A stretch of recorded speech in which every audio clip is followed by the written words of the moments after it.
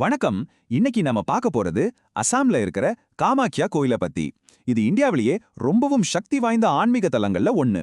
ஆனா அதோட சக்தி நாம பொதுவா நினைக்கிற மாதிரி ஒரு சிலையிலிருந்து வரல.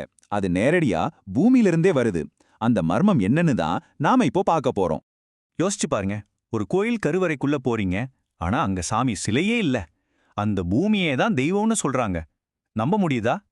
இதுதான் காமாக்யா கோயிலோட மையப்புதிரே. இங்க நடக்கிற வழிபாடு நாம இதுவரைக்கும் பார்த்ததுல இருந்து ரொம்பவே வித்தியாசமானது. ஆமாங்க, நீங்க பாக்குறது உண்மைதான். இந்தியாவோட மிக முக்கியமான இந்த கோயில்ல மூலஸ்தானத்துல எந்த ஒரு சிலையுமே கிடையாது. அப்போ மக்கள் எதைத்தான் வழிபடுறாங்க? அந்த பதில் இன்னும் ஆச்சரியமா இருக்கும்.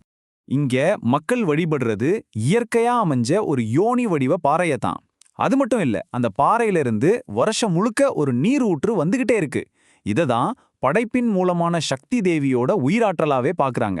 சரி, உலகத்துல எத்தனையோ பாறைகள் இருக்கு. ஆனா இந்த குறிப்பிட்ட பாறைக்கு மட்டும் ஏன் இவ்வளவு ஒரு புனிதத்தன்மை? இதுக்கு பின்னாடி ஒரு ரொம்ப சக்தி வாய்ந்த புராண கதை இருக்கு. அதாவது, தன் தந்தை நடத்திய யாகத்துல அவமானப்பட்ட சதிதேவி அந்த யாகத்திலேயே தன்னை மாய்த்துக்கிறாங்க. இதனால துயரத்தோட உச்சத்துக்கே போன சிவன் அவங்களோட உடலை தூக்கிக்கிட்டு பிரபஞ்சம் முழுக்க அலையறார். அப்போ உலகத்தை காப்பாத்த விஷ்ணு பகவான் தன்னோட சுதர்சன சக்கரத்தால சதியோட உடலை துண்டு துண்டாக்க அவங்களோட யோனி பாகம் விழுந்த இடம்தான் இந்த காமாக்யா. அன்னையிலிருந்து அந்த இடமே தெய்வீகமானதா மாறிடுச்சு. இந்த புராண கதைக்கும் கோயில் அமைஞ்சிருக்கிற புவியியலுக்கும் ஒரு ஆழமான தொடர்பு இருக்கு. அது என்னன்னு நாம இப்ப பார்க்கலாம். காமாக்யா கோயில் அமைஞ்சிருக்கிற இடமே ரொம்ப விசேஷமானது. நீலாச்சல் மலையோட உச்சியில கீழே பிரம்மாண்டமா ஓடுற பிரம்மபுத்திரா நதிய பார்த்த மாதிரி இந்த கோயில் இருக்கு. அது மட்டும் இல்ல, கருவறைக்குள்ள இருக்கிற அந்த வற்றாத நீரூற்று தேவியோட உயிராற்றலாவே பார்க்கப்படுது. இங்க இயற்கை வெறும் அழகுக்காக இல்ல, அதுவே தெய்வமா இருக்கு. அதனாலதான் இந்த இடத்த இயற்கையும் தெய்வீக பெண்மையும் ஒன்னோட ஒன்னு பிரிக்க முடியாதபடி கலந்திருக்கிற ஒரு இடம்னு சொல்றாங்க.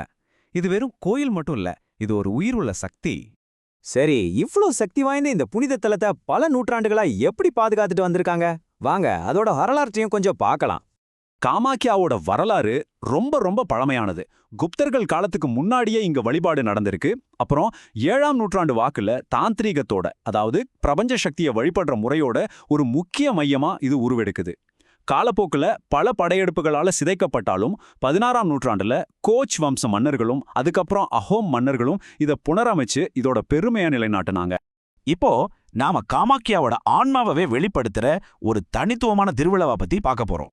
அதுதான் அம்புபாச்சி மேளா. சுருக்கமா சொல்லணும்னா, இது காமாக்யா தேவியோட வருடாந்திர மாதவிடாய கொண்டாடுற ஒரு ஃபெர்டிலிட்டி ஃபெஸ்டிவல். பாருங்க, இயற்கையான ஒரு உயிரியல் நிகழ்வை இங்க தெய்வீகமா கொண்டாடுறாங்க.